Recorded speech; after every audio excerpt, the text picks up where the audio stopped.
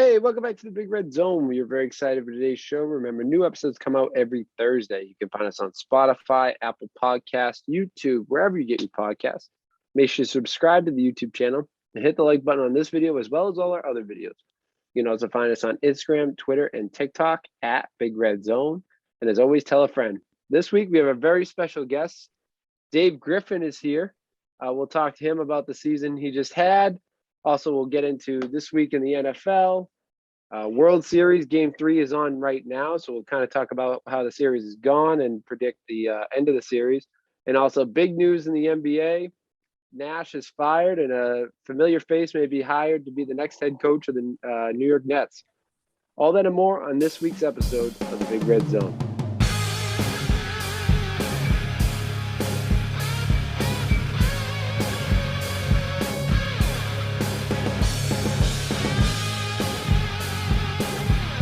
Welcome to the podcast. This is the Big Red Zone. I'm your host, Big Red. As always, I'm joined by Danny Football. Big Red. Doing good. Fresh off a nice Halloween. You know, gotta love all the candy and treats that we got yesterday. Full of sugar right now. Full of sugar. Not too many tricks. Not too many tricks were given. It is trick or treat. Not too many tricks we had yesterday. I sometimes I like, change it up a little bit. But I'll tell you a treat that we have this week. Danny. Wow. Oh, like that wow. segue? You like that? What a segue? line opener. What a segue. Final year, lots of segues. The treat of the week is Dave Griffin is here. Fan favorite. How you doing, sir? How you doing, boys? Great to see you. We were talking before, and I think I didn't realize it's been this long because we've had you on for the draft videos. But I think the last time you were on the show, you were saying was in the old barn studio. I think that was the last time you were on the pod. Episode.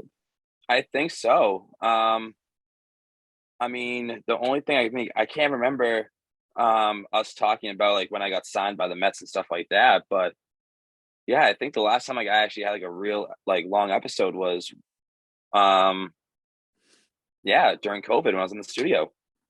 Wow, it's been way too long. I'm glad we finally got to get you back on. I know, it feels good. All the high reviews from you being in the draft videos. Glad we could finally get you on an episode. Hey, got to give the people what they want. So, Dave, we've talked about you on the pod, obviously, and on the draft videos, but huge year for Dave Griffin this year in his career. Was in obviously you signed with the Mets 2 years ago now. Yeah, in the summer of 2021. So 2 years with the or 2 seasons with the Mets, and this year you actually played a majority of your year with AA, and even was had a stint in AAA, which was amazing. That was awesome to see you up there. Can you just talk about the year, the season? I mean, it's a lot of. Obviously, it was an unbelievable season for you. So just talk a little bit about the year you've had, in AA, AAA. Yeah. So, I mean, it definitely was it was my first full affiliate season where I was playing up to 140 games. And it was a roller coaster for sure. I mean, I started up the season high A, coming off of spring training. Within a month, got called up to AA, which was a really exciting time. That was one of my goals in that whole offseason was to get to AA at some point. And then when I got there, I struggled for a bit. Didn't put up the numbers that I had wanted to put up.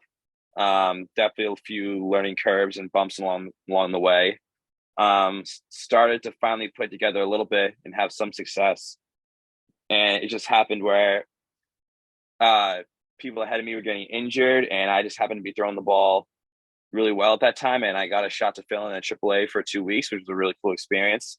And then I got sent back down to AA after a guy named Jacob DeGrom made his rehab start. Prospect Jacob DeGrom. Yeah, I know. I wonder how he's doing these days. Yeah, I was going to say. A bright future. And then, so then I was still struggling out of the starting rotation, and halfway through the year, past the All-Star break, I got moved to the bullpen, which for me was a frustrating role where I had couldn't find a routine for myself at the time. So I kind of had to learn on the fly because I'd never been a reliever before. So I figured out that I was doing well for the most part. And then the trade deadline happened, and a couple of guys from the high A team got traded away, and I wasn't performing well enough at double A, and I was easily extendable. So they sent me back down to high A for a week, which for me, like I wasn't happy just because of like I thought I was throwing the ball well, but it also gave me a taste of the business side of the sport. Got sent down to high A for about a week, and then after that, went back up to double A as a reliever again which was good. Like I was starting to throw the ball better, and then just kept throwing. And then I was a long relief guy going like 3 or 4 innings at a time. Just things fell into place. I became a starter again. I finished the year as a starter in double A, and just been home since, kind of making adjustments to trying to build off of what I learned. I mean, it wasn't the best numbers year for myself personally. Like my velocity stayed the same, even though I got stronger and actually added on weight and muscle. But like learning about the game itself, like strategizing, tendencies, sequencing, all that stuff, I learned a lot, which is really good. I'm excited to kind of put what I learned into spring training next year. That's amazing. And I'm not sure. Obviously, I don't know your contract, but you're back with the Mets, or assuming you'll be back with the Mets organization next year. Yeah. Normal minor league contract is they have us for at least 7 years. I'm already burned up 2 years of that. So that's like your typical minor league contract for your first time, unless you get released by an organization. But as of right now, they're currently actually going through CBA agreement, because during the season, minor leaguers actually unionized and got the approval through MLB baseball. So we are actually negotiating our collective bargaining agreement for next year. Awesome. Are you going to be the spokesperson for the minor league Players Association? Dave Griffin, President Dave Griffin? No, however, I am going to. There's a convention to vote for the committee board, and I was selected as a alternative representative. So I have to go out to a convention in November and submit my vote. Very cool. Very cool. Yeah, I mean, it was fun to watch. I was hoping that you'd be back with the Mets, because I think that's a good opportunity for you. It's interesting because I think, I don't know if did you feel like your numbers got better, or you felt like you threw the ball better when you went to the pen, or did you feel like it didn't really, you just kind of figured it out on its own, or was it? Because I saw that when you went to the pen, your numbers started to, like, your ERA started going down. You started like putting up more zeros. Because you started, I saw that little stretch where which it happens, but I saw when you went to the pen, you kind of figured it. I don't know if it was that you figured it out, or you felt more comfortable in the pen, or. It was more of a mental state at that point, like having the mentality, like as a bullpen guy, you got to attack with your best stuff right out of the gate. Because you don't know how long you're going to throw for and stuff like that. But I also too, like myself, like I've known to be a starter my whole career, and the fact that I moved to the bullpen, like I was upset by it. Like at times I felt like I had lost that chip in my shoulder that helped me get to where I am now. And it was just the mentality of just like attacking hitters, not caring what the outcome is going to be. If you're going to get beat on your best stuff. Don't put the gas off the brake. Don't let off the gas and stuff like that, and just keep attacking. And then, because obviously in the bullpen, you never know when you're going to throw. You can only like guess when you'll be throwing, depending on the scenario and what your role is. But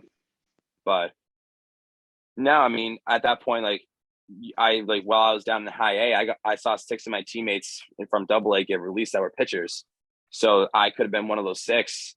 And I was fortunate enough that wasn't the case. So at that point, I just said, "Hey, you know what? You got to do what you got to do." And like, I'm not going to say no if the Mets are like, "Hey, we're going to call it to the big leagues, but you got to be out of the bullpen." No, it's like, it's the big leagues. Like, you're going to do whatever it takes to get there. And I think that was one of those things that you kind of set me straight. Like, hey, like, this is what you got to do. This is how you got to go about it. Yeah. Yeah, it is, and you're right. It's a different mentality that you got to kind of have. Like you said, if you're starting every fifth day, you kind of know, all right, this is the day I'm throwing. I can, go through my routine. If you're out of the pen, you kind of got to always stay ready. And same thing with like in-game situations. Like you said, if you're out of the pen, you're just attacking right away. You're giving everything you got in every pitch. Um, it's more of a marathon when you're starting, so it's like a different game plans, I guess. So I totally get that. The mentality aspect of it, it has to be, a different switch that you have to flip. So Yeah, I get that. like my role out of the bullpen was a long relief, so I kind of knew that if we didn't have trouble by the fifth or sixth inning, that I wasn't going into the game. So it was one of those things I knew based off of how many days rest I had or how the starting pitcher was doing, whether or not I'd throw. Yeah, yeah. It's different. It's definitely a different mentality between the bullpen and the rotation. And I know because I've known you since you were in college, you were always been a rotation guy. So Yeah. that's a tough switch to have. Uh, Dave Football, any questions for Dave Griffin about the year he's had, or? Yeah, I think just one that kind of stuck out because you asked him if he was going to be back with the Mets. So, and this may not be something you might want to answer or could answer, but like, what's the goal heading into this next season? Is it to get to AAA and be consistent, or maybe get a shot at the bigs? Like, what are your kind of like personal goals for next season? Yeah, I mean, obviously you got to have personal goals and stuff like that.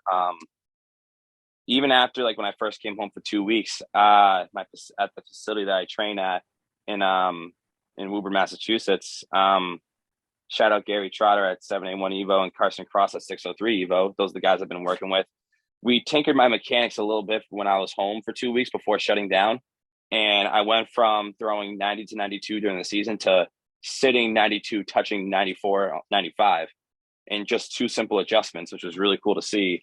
So obviously the goal for next year is to increase more velocity. And just it's one of those things just to put myself in a better position because obviously like I know the work that I'm putting in this offseason where officials and stuff like that, they might not know. So I mean, that stuff's gonna be out of my control. The only thing I can control is how much work I put in and what I can do to put myself in a better position in order to get those opportunities because you never know what's going to happen. I had a roommate from spring training who started the year in Double A with me, or we started the year in Double A, and then he went to as a bullpen guy, went to Triple A as a starter, and made his major league debut out of the bullpen because the Mets needed an arm. So that was a really cool thing. So you just never know, but you just got to be ready on all cylinders for whatever it is. A great answer. Great answer. He's ready. He's ready, Exactly. folks. He's ready. And so is you kind of talked about, is there any other offseason plans for the offseason, or just continue to train? I know you're I think you're are you coaching right now? Are you doing like lessons Yeah, and stuff? I'm doing private lessons. Ultimately, like obviously the number one focus this off season is to train, but obviously in order to make ends meet, like I'm gonna be offering private lessons at a facility in Braintree, so I'll be doing stuff like that. But yeah, I mean that's pretty much what takes my time these days. Like, I mean, I wake up at like 8:30, 9 o'clock, start training at about like 10:30, 11 o'clock, train till like 2 o'clock, and then I start my lessons from 3 o'clock in the afternoon to like 8, 9 o'clock at night. Busy man. He's also got to do appearances too. He's got to sign autographs, all that good uh, stuff. I mean, it's still funny. Like some of the kids at my facility in Braintree don't know that I play for the Mets, so it's actually very funny. Oh, that's So like, hilarious. I'll come in and like I'll start like no like obviously these kids are there for a while, and then like also they see like me walk in and someone that they don't know and start not barking orders, but like throwing them tips, and they're like, oh, like what do you know about baseball or whatever. I remember I had a kid last year. I was throwing overhand to the kid, and the kid was swinging and missing. So he was telling me I throw too slow. So then I start to throw it a little harder, and he's completely swinging and missing. He goes, "You're not throwing it down the middle." So I threw it a little harder down the middle, and the kid completely swung and missed. And I said, "Oh, was that too much down the middle for you?" And the kid's Mm-hmm. like, "Dude, you're horrible at throwing baseballs." Oh my god. And the owner of the facility heard the kid say that, and apparently the kid was like, the kid's second day here, showed up super late, was just very disrespectful. Woof. Immediately pulled him out to the side and said, "Do you know what that kid does for a living?" And the kid was like, "No." And the owner was like, "He gets paid to throw strikes. So what do you think? So what do you think he does? Something with baseball, like batting practice? No, he pitches. He plays for the New York Mets organization." And the kid's eyes, oh, dude, the kid thought he just saw like Jesus. It was one of the funniest things. Like he was just like, "Oh my god, I'm so sorry." And I go, buddy, like I get it, but if don't disrespect me. Say if you're looking for something better, then like yes, like we're here to help you, but you can't tell a coach they suck. Right. Yeah. But that was funny. The youth right now, no respect for their elders, Dave Griffin. Don't even get me going. I have a hot take. I'm saving that for another day. Oh man, I can't hope. Maybe we'll hear it by the end of the pod. No. Well, without further ado, let's get into it. It's great to have you back on the pod. I think the last time we had you on the pod, we did a lot of baseball stuff. It was during the baseball, during COVID, but it was like we had talked about the bonds and all that good stuff. Yeah, all that debate. But we finally have you on during football season. So let's get into our first segment, weekend recap. Mm-hmm. It's the weekend recap.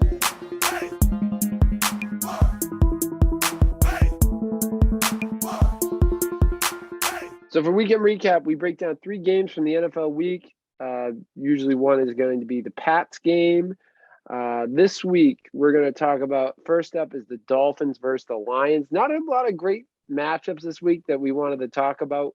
I actually struggled. I first had the Bucks game on, to be honest with you, but we talked about the Bucks the last 3 weeks, so I give the listeners a little something different. Dolphins come out. I think they looked very good throughout this entire game, especially on the offensive side of the ball. Tua, first game back, comes out swinging, 382 yards and 3 touchdowns. He also had 19 yards on the ground. Tyreek Hill, who I just traded away to Jack. You're welcome, Jack Moran. Wow, in the Big Red League? No, in the Rocks League. I'm out of that. My team stinks in that league, Dave. I'm not too much better in the Big Red Zone League, but my team is just terrible in the Rocks League. So I started trading for some. I actually traded for Devontae, which really didn't do anything for me. But I traded for Tua, which I may end up keeping that guy next year. I was going to say if Tua doesn't get sacked again or hit his head. Yeah, I know. I can't believe he played, but he played unbelievable. Jalen Waddle also had a great day. He killed me in fantasy football.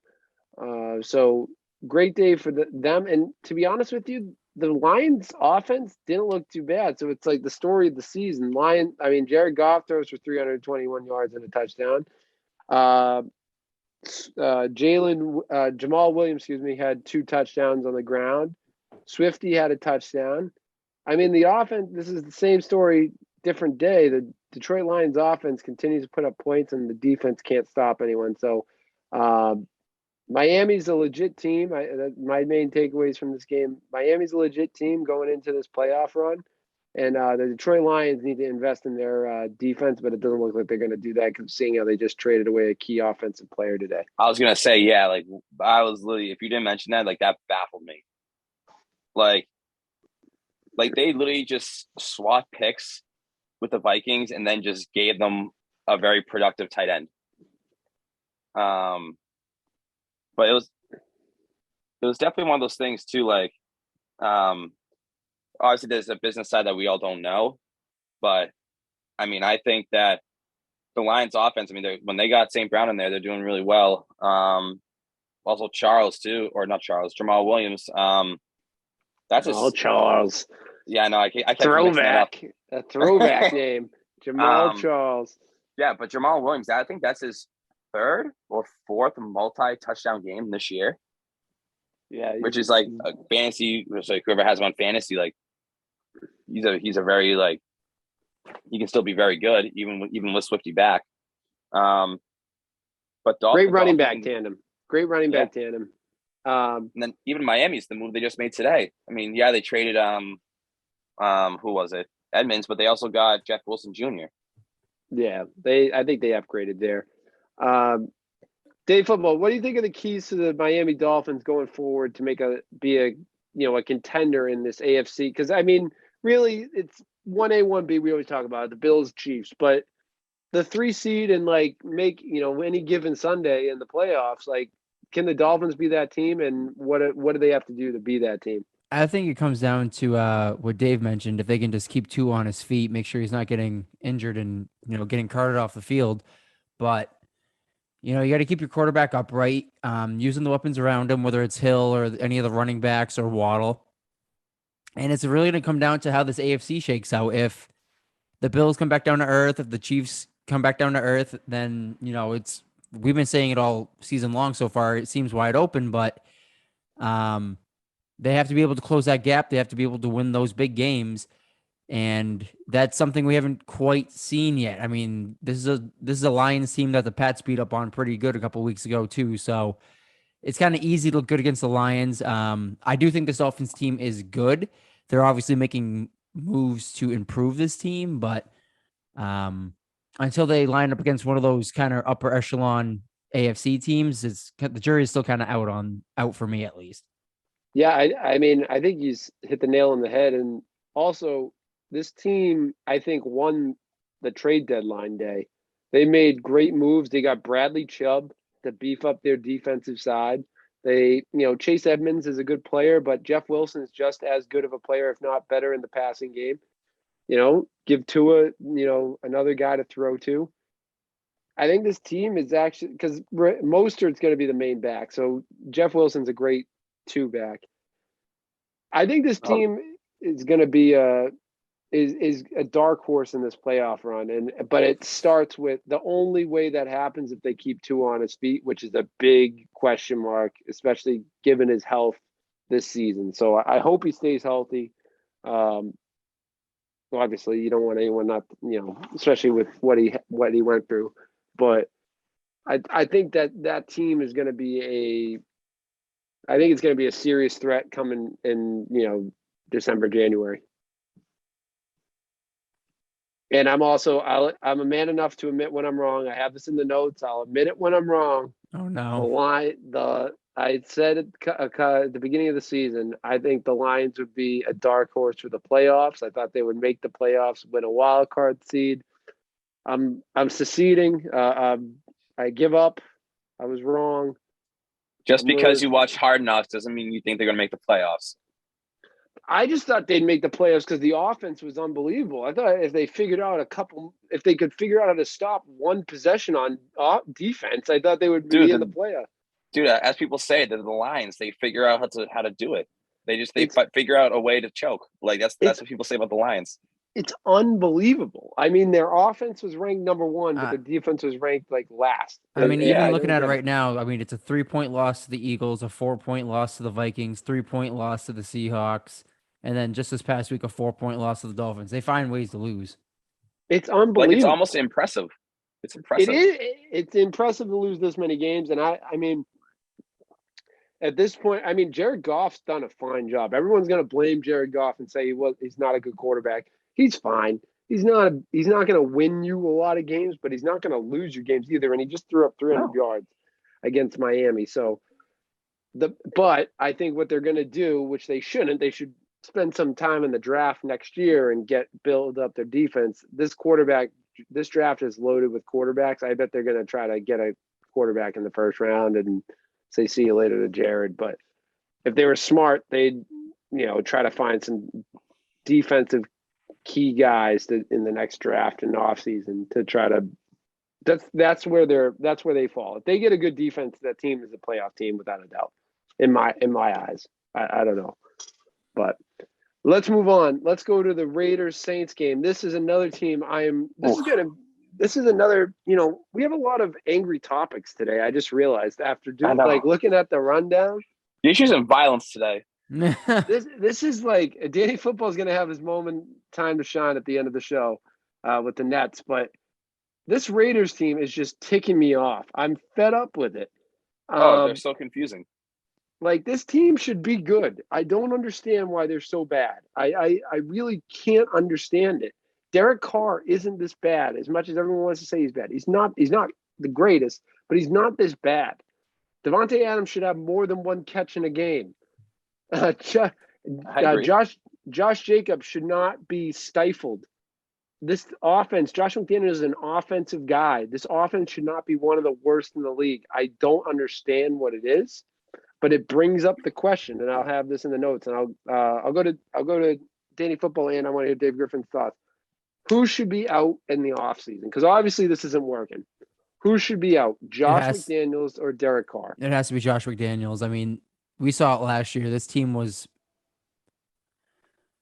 all things considered, with the Henry Ruggs situation, this team was able to rally, pull themselves out of that deep hole, make a run, and get to the playoffs.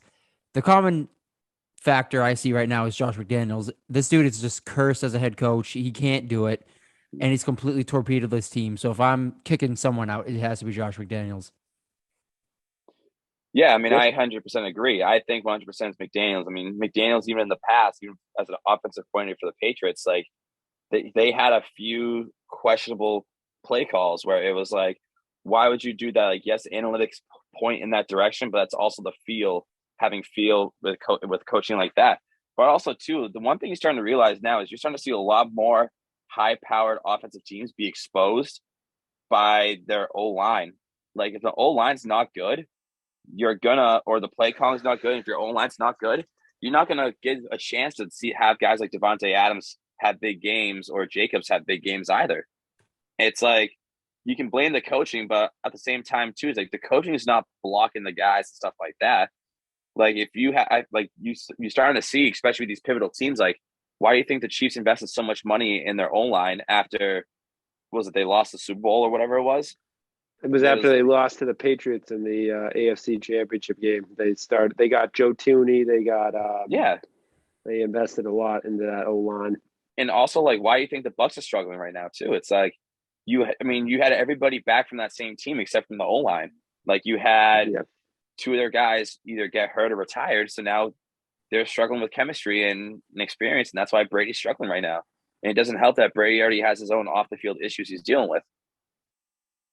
Very true. The O-line has been bad for the Raiders. Selfishly, I hope in that question, I hope they move on from Josh McDaniels because I cannot see that bearded moron call plays for this team, for the New England Patriots anymore. I literally can't do it. People keep blaming Mac, and we'll get into it. They want to blame Mac. They want to blame Zappy. They want to blame Belichick. They want to blame – I guess Belichick can be a little bit to blame for that because he hired him. But – this guy, you want to see the source of the offensive problems? It's that moron with the headset. He cannot call an offensive play. Matt Stafford had his worst years on offense with the Lions when he was calling the plays. It's just and like here's the thing too with that too, as like Patricia's calling the plays. Patricia was known as a defensive minded person. Like he was really good for his defensive schemes, defensive plays, and he was overrated for that. Yeah. Oh yeah. I mean, also too, it's like you have, like you said. You know who's the coach of the O-line right now too? The Judge, and you know who helps him with that? Patricia. Oh yeah. It's all right. Patricia's the O-line. He's like a executive. I saw it on telecast. He's like an head assistant to the team and O-line coach.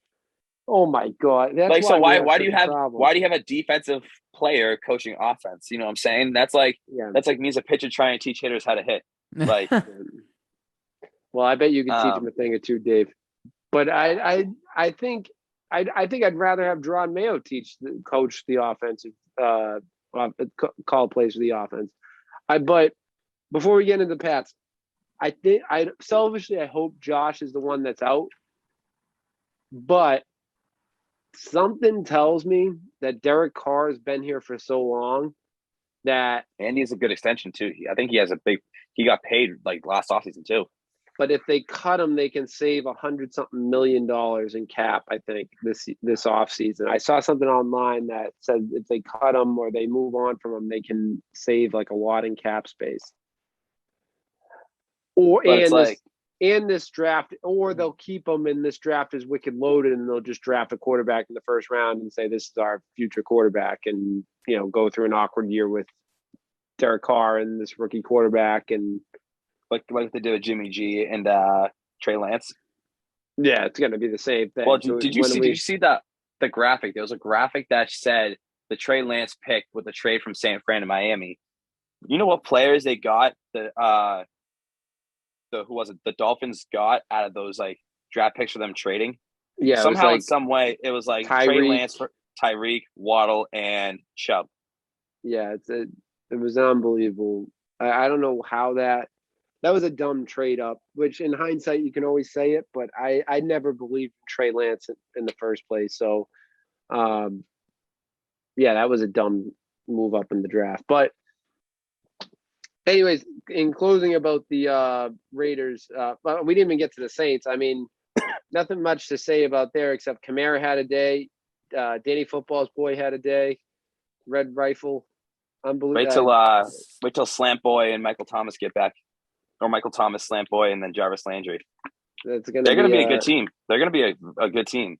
And they're just a game out of the playoffs. They're not too. That division is wide open. So, well, who's in first place right now? It's the Falcons. Yeah, the Falcons, and yeah, that division is wide open. I mean, with Tom Brady and the Bucs struggling as much as it was, I'm shocked that division is as wide open as it is. Anyone could win that. Anyone that gets hot, and if anyone's going to do it, Danny Football knows it's the Red Rifle that's going to get the job done. Greatest quarterback to come out of TCU. Rose Bowl MVP. They were going to say the greatest quarterback of all time. No, let's not get crazy. His career's not over yet. He has plenty of time. The greatest redhead quarterback of all time. He did that as soon as he took his first snap. He just needed one NFL snap to achieve that. All right, let's move on to our final game, Pats versus Jets. We're not even going to talk about that last brutal game when we lost to the Bears. Danny Football and I last week were very high on the Pats coming out and kicking some butt on Monday Night Football, and that obviously did not pan out for us. But we were not going to talk about that. They come out, get a big road win against the Jets, which the Jets, that's a harder game than we initially thought. They have a good record. They beat some good teams this season. Winning record, obviously. And, it was a very up and down game. There were points in that game where it didn't always look great. Losing at they're losing at halftime. You're starting to feel a little sketchy about this game. And then they come out and have a great third quarter, give up a score in the fourth, but are able to hold on and close out that game.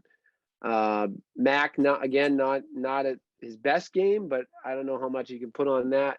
I don't really put all that on him. I put a lot of that on play calling, and no one can block for this kid if their lives depended on it. But great defensive win. Getting 3 picks in that game was huge. Off of Zach Wilson, who Danny Football it's probably his favorite quarterback. Great first name, and that's where it ends. That's where it ends. But in my eyes, it's great team win, great defensive win, and we got to keep it going for the next 2 weeks because that's when the schedule gets tough after the next 2 weeks. Yeah, that Bears game is just unfortunate because when we were talking about it last week, that seemed like an absolute layup, and the Pats just weren't there. You have it here in the notes. Glad they stuck with Mac. Just go with one starter. That probably should have been the MO going into the Bears game, but evidently not. Always good to get that free Jets win. I think it's 13-0 now in the last 13. Obviously, a lot of work left to do if we want to be able to contend, but I mean, these are the games you have to win, and it was good to at least get that Bears game out of the way. That's all. That's the least of my worries right now. It's a good response game. Exactly. Yeah. Exactly. To that loss. Yeah, I mean, the one thing I noticed too was I feel like the Patriots, they always struggle versus athletic quarterbacks like Lamar, Kyler, even probably, I don't know if we faced Jalen Hurts yet, but like any athletic, even with Josh Allen that can scramble or Daniel Jones, like we've always had trouble on the defensive end with that. And I don't know why I thought this was the funniest thing I saw on Twitter. So someone said Zach Wilson plays like Patrick Mahomes if Patrick Mahomes was blackout drunk, and they just show like random highlights of like him just airing out for the interceptions. And I don't know why I thought that was the funniest thing, but yeah, no, I mean it was a good bounce back game. I mean the defense stepped up, and glad to see Mac was. I think Mac shouldn't have played that Bears game to begin with. I thought they should have rested him. Another week just to keep him healthy because you knew that Zappy had the hot hand, try to ride it out from there. But I mean, yeah, I without going back too far, I totally agree. They should have went Zappy in the Bears game. Give Zappy all the first team reps. In what NFL situation has a 2-quarterback system ever worked? It doesn't. never. Let Zappy last week because Mac wasn't ready until Friday or Saturday, and really I don't think he was ready on Monday night. Let Zappy practice and get all the first team reps, go into the Bears prepared mentally to go be the starting quarterback. And then this week, whether he wins or loses, let Mac start, but give Mac all the first team reps and let him start going into the starter. I think there was Bill told a story when they did the top 100 players on that on the 75th season. Remember, or a couple of years ago when they did the top 100 players of all time list, and Bill Belichick was on the panel, and they talked about the best coaches, the best running backs, the best quarterbacks. When they got to Brady's, they talked about that year with Drew Bledsoe, and Brady had started a couple of games, and it was the week that Drew got back.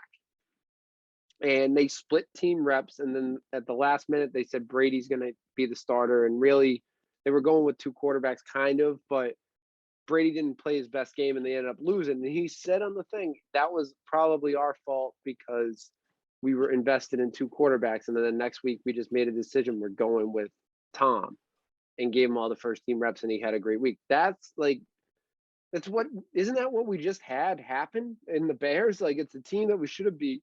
You went 2 quarterback system. You gave first team reps to 2 guys, and then you basically said, we're just going to plug you in and see what happens. It was a terrible decision, but I'm glad they went with the 1 quarterback decision this week. It paid off.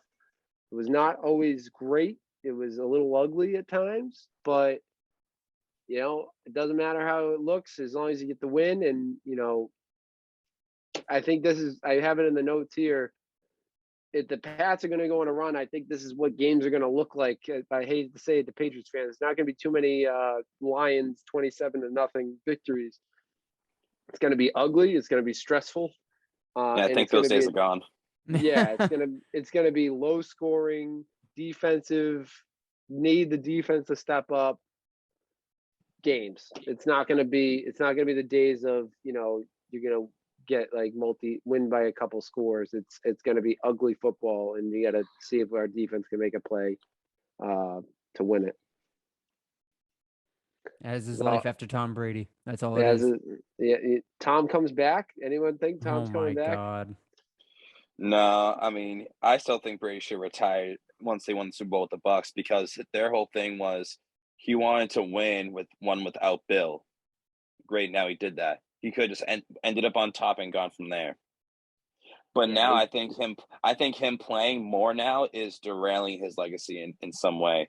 Like, how too it's like great athletes like that, you never want to see them decline down before they retire. You want them to retire at their peak, so you can be like, all right, that's how good he was. But now when you see this, this is gonna be our lasting memories of Tom Brady. You don't want to see Michael Jordan on the Wizards. You don't want to see Tom Brady doing this. Yeah, but it's kind of like, to your point, it's like the Peyton Manning thing. Peyton Manning was like he was the second best quarterback of the generation, right? I think we can say it. Like he was the guy that he kind of was like I don't want to say Magic. I guess it was like Magic and Bird in a sense in the AFC. It was Brady versus Manning every year. They just battled.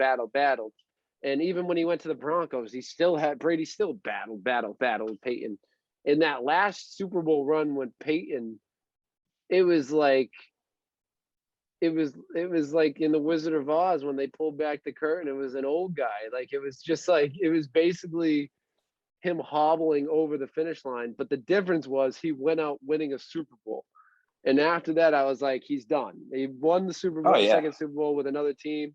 It's the way you want someone to go out that way. I wish, like you said, Tom just went out after he won the last Super Bowl. He won it with Gronk. He won on a different team. He proved he didn't need the Patriots system. He was that good. He broke every passing record. He beat Drew Brees because Drew Brees was. Did he beat Drew Brees? Or was he did last year. I think he beat Drew Brees. He did everything he had to do, and he won another ring. I don't get. And even last year, I thought the Bucs were going to go to the Super Bowl, but I wish he did what he said. It was just retire, go out on top. You went out with Gronk. Gronk and you can do your whole retirement thing. But it is kind of sad to see. But in a way, I'm going to say this, and it may be my Tom Brady miss because I still love the guy. I don't think he's as bad as people think. The Bucs are terrible, but I think he leads the league in passing yards, by the way. Yeah, I don't. He's like a couple hundred yards. I think he's 120 yards away from 100,000 passing yards in his career. And really, I think you're right. He's definitely top 3 or top 5 in passing. I think he's number 1 in passing yards. Yeah, and that's the thing too. Like that's what's so crazy to think about. Like he still has it. It's just new coaching staff too. It's coaching staff. The defense has been subpar. The offensive line has been next to not. It's basically having 5 fans every game block for them. They're bad. Like it's not good. He was missing Mike Evans for 2 to 3 weeks. Chris Godwin was non-existent for the first 3 or 4 weeks. It's like and he lost one of his main blockers and pass catchers in Gronk. He's not as bad as people are saying. They just want to make him look bad because he's going through a divorce. He's having a bad record. Everyone needs to relax about Tom Brady. He's going to be there. He's going to be fine. And I would love for him nothing more than to just start rattling off wins and go to the Super Bowl this year. Because NFC, if the Bucs get to the NFC Championship, and if they do that, they got to start rattling off wins and they got to figure it out. And that's the only way they do it. I think I trust Tom Brady and the Bucs over the undefeated Eagles team. I really do. I don't trust the Eagles in a playoff situation. Remember when we said we weren't going to talk about Tom Brady and the Bucs? I know. I can't. I blame you, Dave Griffin. No, don't play on me. Don't put that magic on me, Ricky Bobby. Next topic. All right, yeah, let's move on. But anyways, big win for the Pats. They need to win the next 2. They got 2 nice matchups against the Colts this week. I think they got a bye next week, and then they play the Jets, or vice versa. It's something like that in the next 3 weeks. So go Pats. Great team. Great comeback win. Now let's move on to our next segment, the picks of the week. Picks of the week.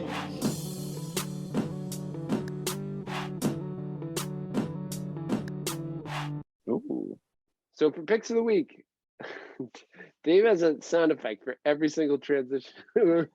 Every single transition, we got a Dave sound effect. Picks of the week, we pick one game from the upcoming NFL weekend. We were hot. We were riding hot. We had a heater until the Patriots pick from Danny Football last week from the Bears, but I don't blame that on him. That's on the Patriots. They should have won that game. I am going to get rid of my prediction on 9-19. Less than 2 months later, month and a half later, I'm getting rid of the Detroit Lions. They're going to be a wild card team. I think we can put that to rest. Dave Griffin, you have a high mantle to keep up. The guest record is 4-1, so you need to keep that streak alive. I'm in first place right now. I'm going to ride the hot hand. I'm going Pats over Colts. They're going to continue, put 2 together. Let's get a winning streak going. Rookie quarterback, Jonathan Taylor, struggling. If anyone wants him in any of the leagues I have, including the Big Red Zone League, feel free to hit me up with a trade offer. But I think the Pats are going to continue to roll. Nice little revenge game from last year when the Colts beat up on them on, I think it was Sunday Night Football. But I'm going Pats over the Colts. Yeah, I'm gonna go Bills over Jets. I need an easy one. Get back in the win column. Oh, jeez. And really get back to work after the Pats screwed me on that Bears game. Ride the Bills hot hand. I like it. You picked the Bills last week. Ride the hot hand. Dave, what did we got? I'm going to take the Vikings over the Commanders. Actually, it's going to be a much closer game than you think, though, because obviously Taylor Heineke magic, like the Commanders are a completely different team when Heineke's the quarterback. Like they spread the ball out. The passing game's doing really good, which opens up the run game. Like you see Antonio Gibson returning back to his old ways. And then I'm curious to see how the Vikings are going to include TJ Hawkinson this week. They might not. A fact that I actually saw that today, which kind of really surprised me. Justin Jefferson has had 0 touchdowns since week 1. Wow, it's hard to believe because he's done so much, had so much production. Are you sure that's right? Yeah. Hear what that sounds? Yeah, look it up. Unreal. I trust you. I'm not looking it up. I trust you. I saw it on FanDuel this morning. That's why. All right, nice little stat there. I like that pick. I like the Vikings over the Commanders. Let's move on to waiver pickup. I'm going to go with Justin Fields. If you're like me in the Rocks League and my team's awful, I'm starting to look at keepers. And Justin Fields is looking like a nice potential keeper. He's had 26. He's rostered in 26.2% of leagues in ESPN. He's had over 20 points in the last 2 weeks against pretty good defenses. The Pats defense is not too shabby. And played the Cowboys last week. Good defense, really solid defense. Number 1 in the league. And over 20 points against each of those teams. He's getting a nice, which we'll talk about in a second. He's getting Chase Claypool to throw to. I don't know how active he's going to be in this week's game plan, but down the stretch could be a nice young weapon to throw to, nice target, and has great keeper value because I'm sure no one drafted him in any leagues. So pick up Justin Fields. I'm also going to go to the quarterback route. We're going to go with Tyler Heineke, 9.5% owned.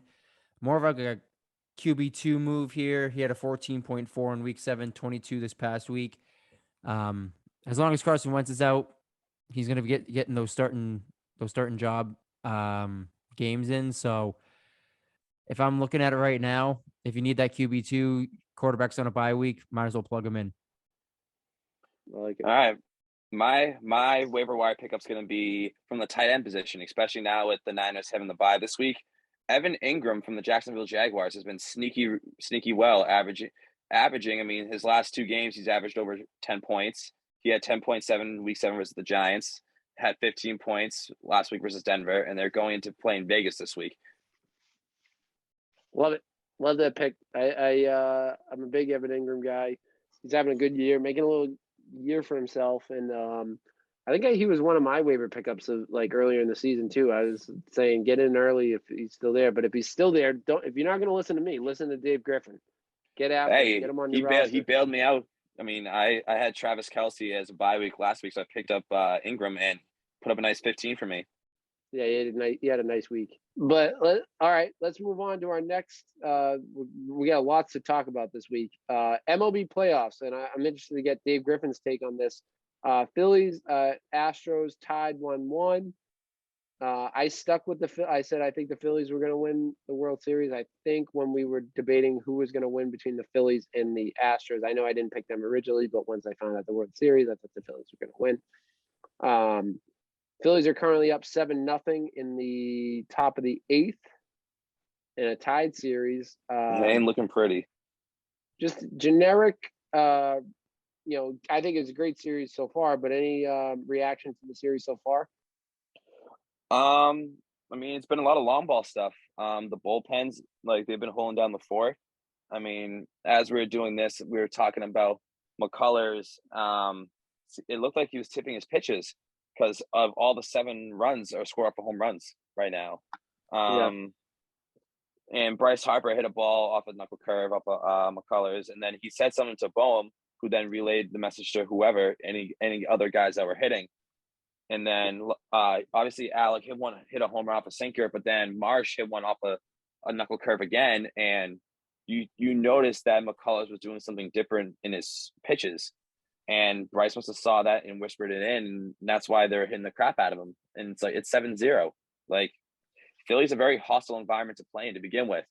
And you got them roaring and things like that. It's honestly just like Yankee Stadium going to there probably, if not worse. Yeah, I mean the Astros. That's why I picked the Phillies. I feel like the Astros are always the bridesmaid, never the bride, except for that one World Series. They always make it to the dance, but they just can't close it. So I mean, you're right. I think the Phillies are a tough environment. They got the home field advantage back after all they had to do was split in Houston. So I think this is going to be the Philly series to lose. To be honest with you, it's going to go. Obviously, I knew it wouldn't go sweep. I thought it would go 5 or 6, but this could end up being a 5-6 game series, a 6 game series. I think when all is said and done. Dave Football, who's your you sticking with your Astros pick? Dave Football called the Astros to win since the beginning. He's the only one left in the original picks. Wow. Are you still staying with the Astros? Are you jumping ship and going So with am I the Phillies? cashing out, or am I going to ride my ticket to the end? Ride that? Are you gonna ride? Mattress Mac, baby. Mattress Mac, ride it out. You see that? There's a guy called Mattress Mac. He bet, I want to say it was $10 million. No, I think it was $10,000 actually for the Astros to win the World Series way back at the beginning of the year. And if it wins, it's the largest paid out sports bet in betting history at like $75 million or something like that. Jesus Christ. 75 mil. It would be nice to get a little piece of that action. I know. I think someone made a bet that the Phillies and the Astros would beat the Phillies in the world. Is it the same guy? He bet the Astros would beat the Phillies in the World Series. Like someone picked it in. Dude, I don't know, but I saw something on Twitter from it was an old tweet from 3 years ago. And so far, this person has predicted every correct World Series champion. And he has the list for 10 years. I mean, with that said, Danny Football, I feel like you got to ride the hot hand. I think we're just gonna ride we're gonna ride the ticket to the end. It's hard to debate with that. I mean, the guy has a track record. We will not cash out. I like it. Obviously, I was saying earlier before this cut out, big fan of Jeremy Pena, local guy, Futures League guy. But at the same time too, Philly has a bunch of dogs. Those guys are gamers with Bryce Harper, Schwarber, Castellanos. Wheeler's been absolute money. They got some ballers out there, and obviously too, Bryce Harper's lived up to the hype, especially with this World Series now. He's been on the cover of Sports Illustrated since he was 16 years old, and he's on the verge of winning a World Series at 30. I think, obviously, I'm pulling for Bryce Harper to win this World Series. I like it, but yeah, I'm sticking with the Phillies too. I'd like to see Bryce get one. I mean, he's been under a ton of scrutiny, and it's good to see I think it's good for the game to see some of these big faces of the game win. We talk about Mike Trout all the time. Mike Trout's the greatest baseball player of recent years, and he hasn't sniffed the playoffs.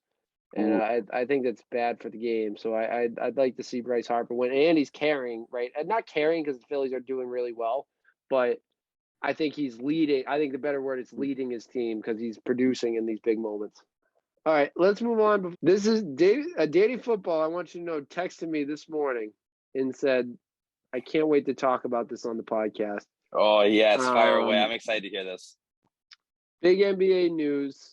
Steve Nash, the scapegoat of the Brooklyn Nets, was fired. Not really surprised. I mean, Kevin Durant wanted him fired in the offseason. They said no, and then, they've struggled this season.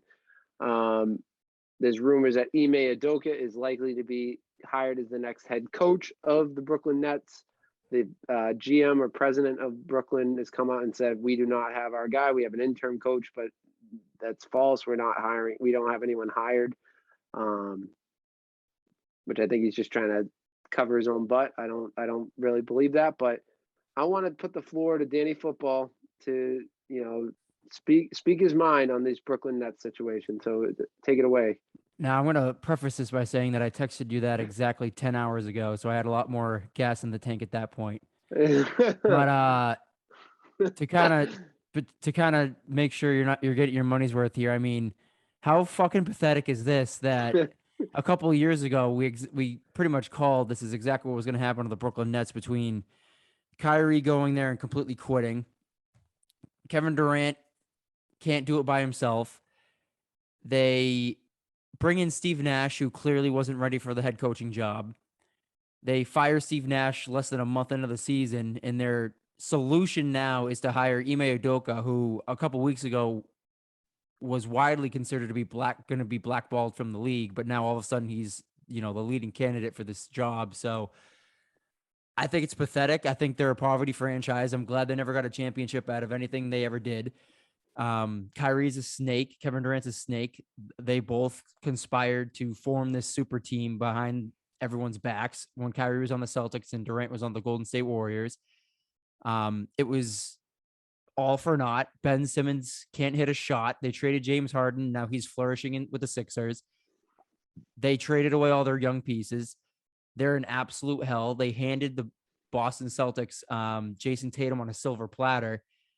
So I don't understand how people can even think to say that the Brooklyn Nets won that KG Garnett deal a couple years ago, when it is just so definitive that this team is completely fucked, like beyond fucked, especially after getting swept last year in the playoffs. Like, this team is done. It's over. Like, they are going to be in the bottom of this league for the foreseeable future.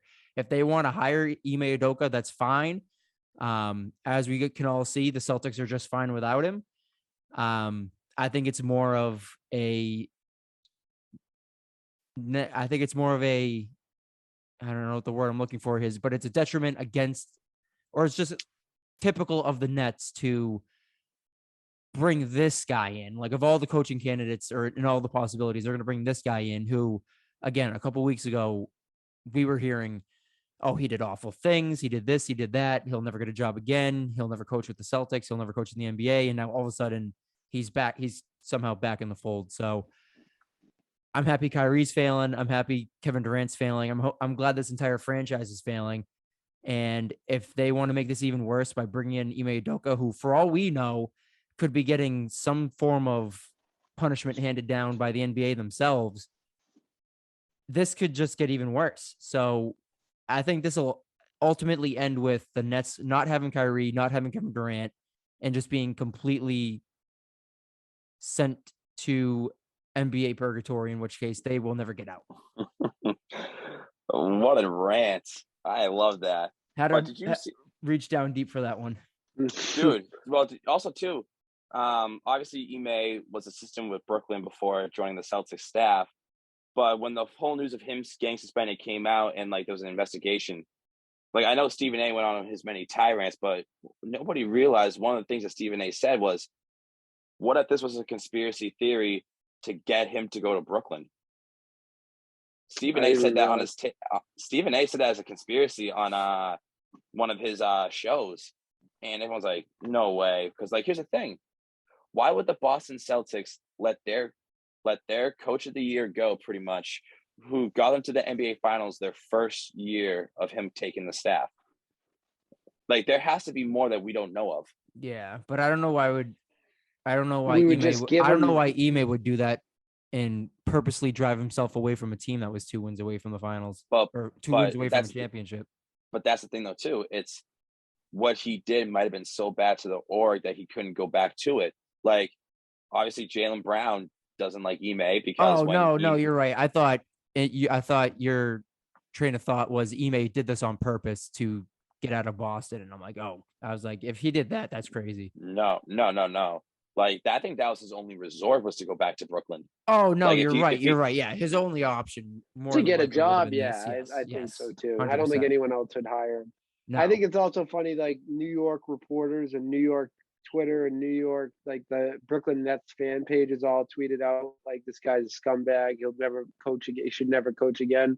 And then literally today they're saying, we got our guy. Well, that's awesome. Typical. That whole fan base is trash. Did you see that they're dead last in the league for season ticket sales?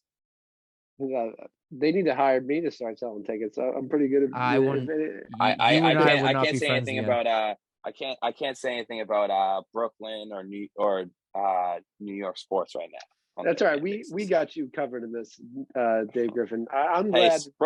Brooklyn Cyclones fans are legit though. They have my heart. Great fan base, Brooklyn Cyclones.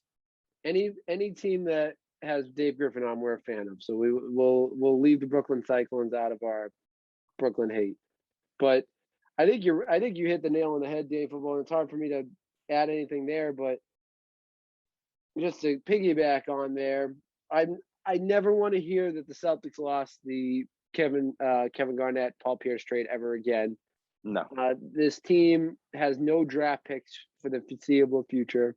All the draft picks they had, they traded away to get DeAndre Jordan in here, to get James Harden in there, and less than a year later, they're both gone, and they're left with who?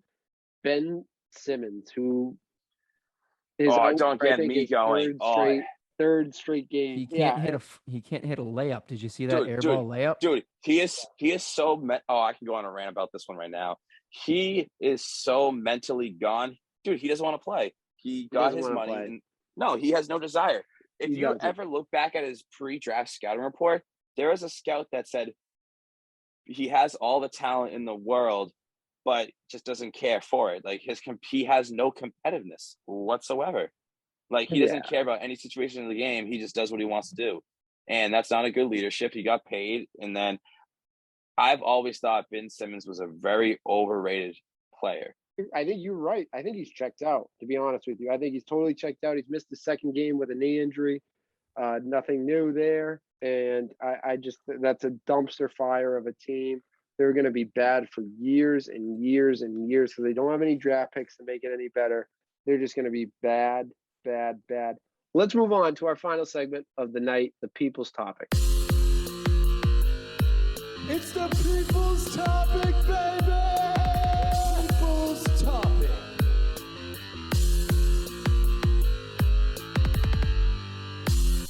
All right. So people's topic, right on our Instagram and Twitter page at Big Red Zone. Leave us a comment. Let us know what you want to talk about. I'm going to start us off with one from me. Special shout out today, former host of the Big Red Zone, founding father James. Happy birthday to the man, the myth, the legend. James's birthday was today, so happy birthday to James. This is a good question. This comes to you, Dave Griffin. This is more of a Dave. I mean, I guess Dave Football and I can equate it to our lives now, but this comes from Paulie Prue. I think a former team. Was he? Did you play with Paulie? I did. Former Brockton Rocks legend too. He said, "What did Dave take from his experience with the Rocks to the Mets? Besides playing for two big league teams, I mean, the Rocks are pretty big league. So besides playing with two big market franchises, what did you take from the Rocks?" I think the schedule set up itself within the league of the Futures League.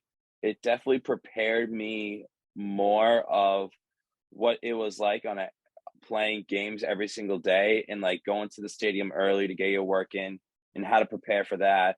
Where like being at Division III Courier, it's like, oh, you practice every single day. You practice every day, maybe play like 2 or 3 times a week, where in the Futures League, it was you're playing sometimes 10 straight days, 11 straight days, just like a minor league schedule. The only difference was we drive all the way back to Brockton if we were on the road, go home, then do it all over again the next day. But it'd be 2 or 3 hour bus rides. So I would say mostly like the whole routine of being a professional and like getting to the field early, getting your work in done, treatments, doing what you have to do. I think that was the biggest thing that I took away from the Rocks and transitioning it into my professional career. That's probably what I could do. And like, obviously like learning how to manage my workload through like a lot of games in a short span, pretty much. I like it. And just so you know, I don't know if you heard, they've added overnight trips now in the Futures League. They have because they've extended to like Vermont and far like Connecticut and stuff. Like dude, we always be going to Bristol and drive back. Yeah. I'd be getting home at like 2 a.m. Dude, I saw I saw like a street race in Brockton one time when I was coming home from an All-Star game.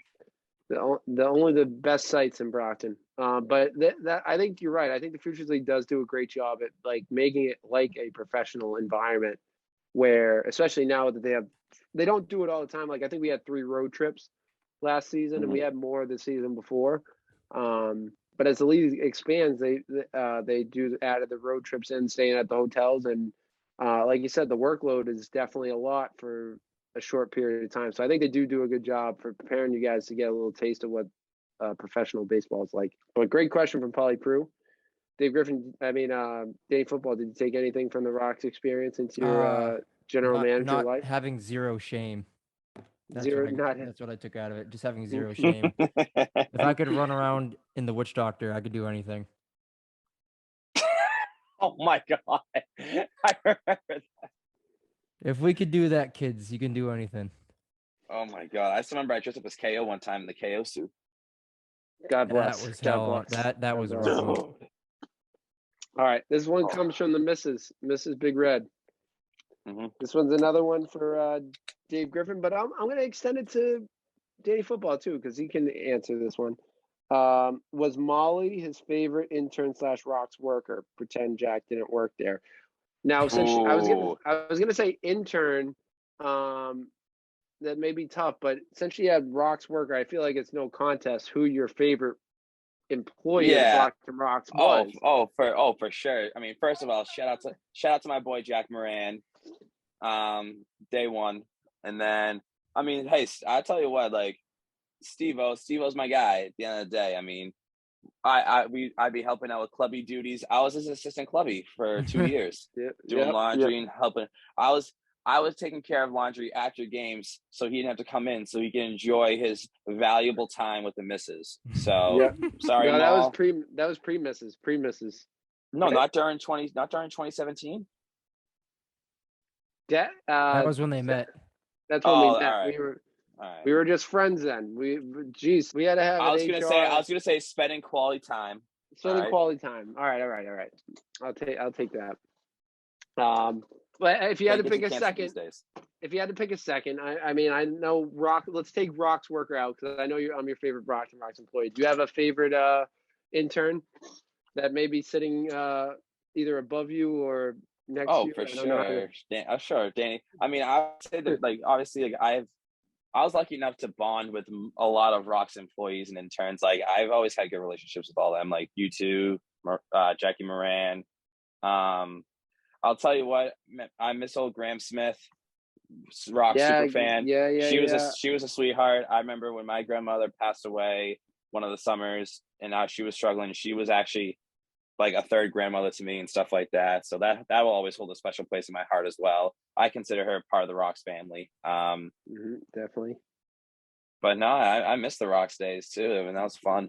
Those are good times. I got the jerseys hung up in my room right over here, actually. Danny Football, do you have a favorite? I know Rocks employee is unfair, so I'm going to take Rocks employee. Favorite Rocks intern? Or player besides myself. Or player? We can throw. Oh man, we'll exclude the people. I think because we all know.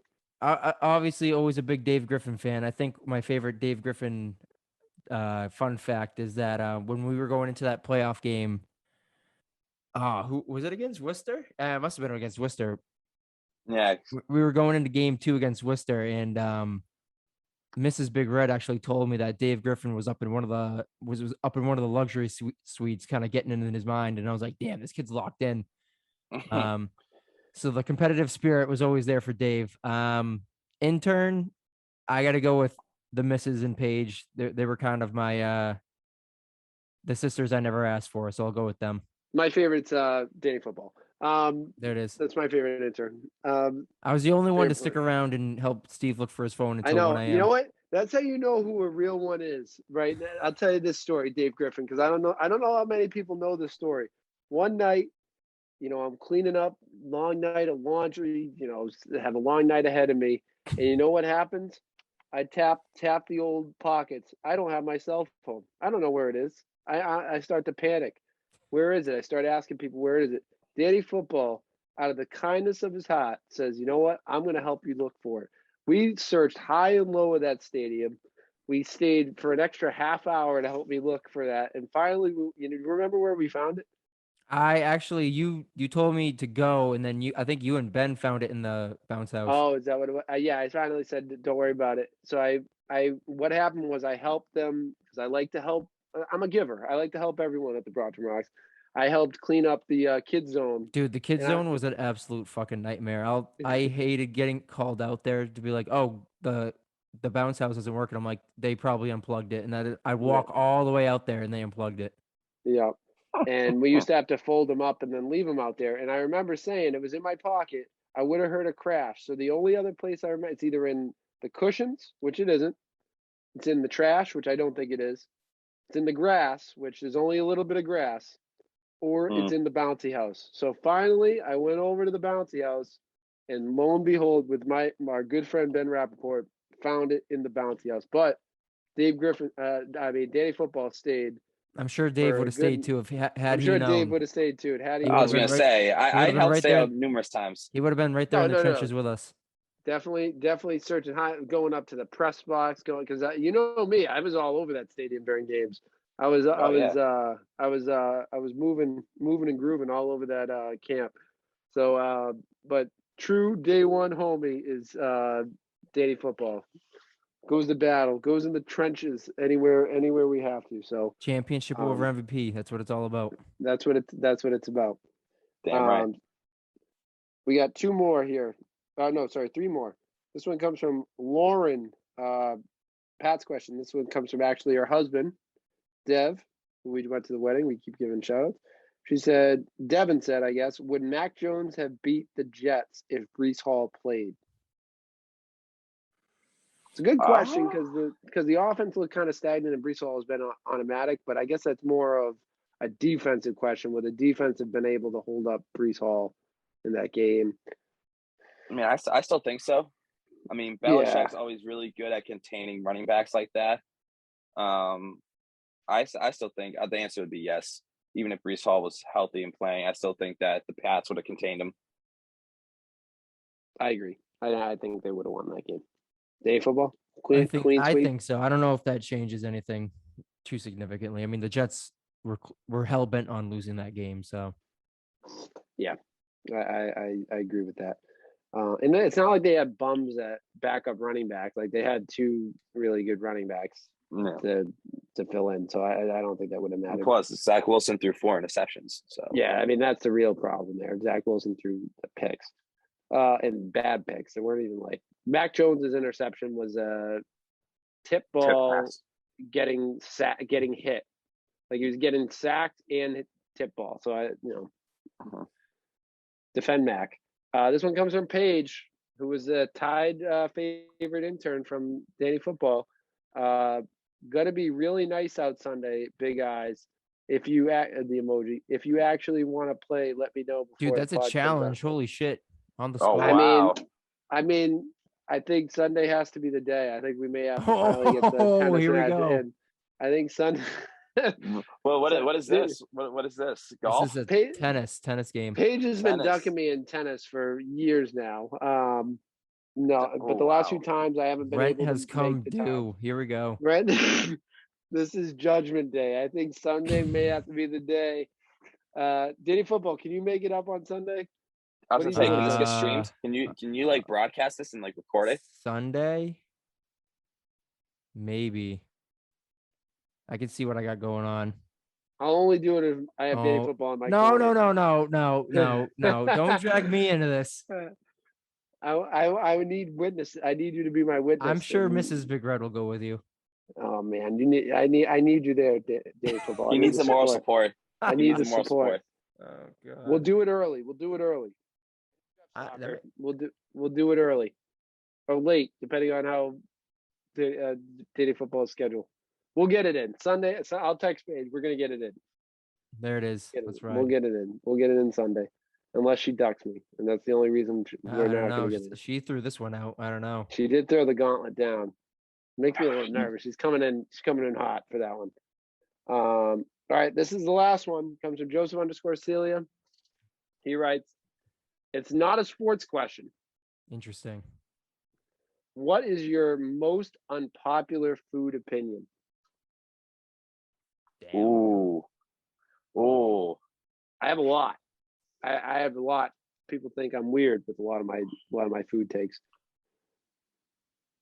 I'll start the ball off rolling. I think peanut butter and jelly is the most disgusting combination I've ever seen. Wow. Combination of foods I've ever seen in my life. Jelly, the only thing that's more disgusting than peanut butter is jelly.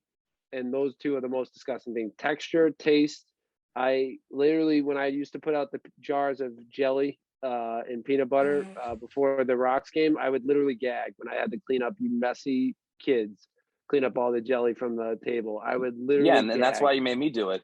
Yeah, because I would gag. I couldn't clean it up. I really my can't. God. I can't handle jelly. I think it's the most disgusting thing ever invented. I don't get how people like it. I was traumatized as a kid when someone gave me when I picked up a donut hole. I thought it was a powdered donut hole, and it was a jelly donut.